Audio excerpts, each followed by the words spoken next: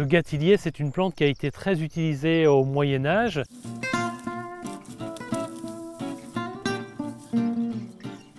Vitex agnus castus, c'est un arbrisseau qui monte à presque 3 mètres de haut. C'est une plante vivace de région méditerranéenne qui pousse dans des sols plutôt drainés, en plein soleil, dans des sols plutôt légers. Le gâtillier est une plante assez étonnante parce qu'il donne des petits grains de poivre très parfumés et qu'on peut utiliser pour remplacer le poivre dans la cuisine, mais également les feuilles qui peuvent aromatiser toutes sortes de plats, notamment les viandes. Alors à utiliser toujours avec parcimonie parce que c'est une feuille qui est assez puissante, avec un goût assez piquant. Les petites baies arrivent à maturité en fin d'automne et on peut les récupérer assez longtemps pendant tout l'hiver et même au printemps suivant parce qu'elles restent sur l'arbre jusqu'à l'été suivant. Et on les récupère en tirant sur la tige et on obtient toutes sortes de petits grains de poivre qu'on fait sécher avant de les stocker dans un récipient hermétique.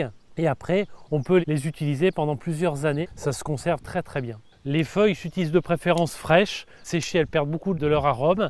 Donc on coupe les feuilles et on les utilise au fur et à mesure des besoins dans la cuisine. On ne coupe jamais les feuilles uniquement et toujours au-dessus d'un départ. Le gâtillier, c'est une plante qui a été très utilisée au Moyen Âge dans les monastères. D'ailleurs, on l'appelle le poivrier des moines. C'est une plante qui avait la réputation d'être anaphrodisiaque pour les aider à passer les affres du célibat. Le poivrier des moines ou gâtillier a aussi des propriétés médicinales intéressantes. Il est réputé comme antispasmodique et également il a des vertus antiseptiques. Pour cultiver le poivrier des moines, c'est pas très compliqué. En revanche, il faut avoir un jardin de taille conséquente parce que c'est un arbrisseau qui se développe beaucoup, donc il faut lui laisser vraiment de la place. Celui qui est autour de moi fait plus de 4 mètres de diamètre, 3 mètres de haut. Forcément aussi lui laisser un endroit bien drainé, léger, éviter les sols argileux, trop humides. Une fois qu'il a donné les grains, on taille la plante, on coupe aussi le centre de la plante pour l'obliger à s'étoffer, se ramifier. Mais sinon, c'est une plante qui se débrouille tout seul, qui n'est pas très difficile à cultiver, qui fait de très belles fleurs violacées en été. Donc c'est à la fois une plante très décorative.